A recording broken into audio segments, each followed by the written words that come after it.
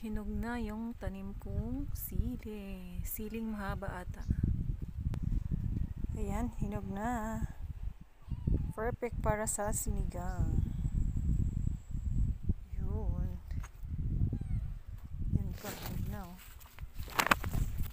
Tadaan!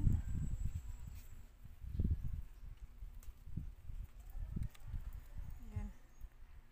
Tinanim ko lang siya sa may sako.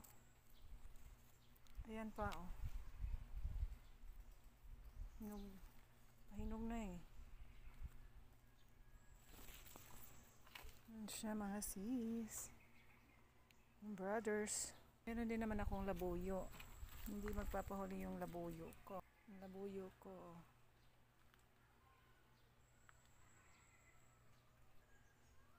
Itich yung labuyo. Maliit.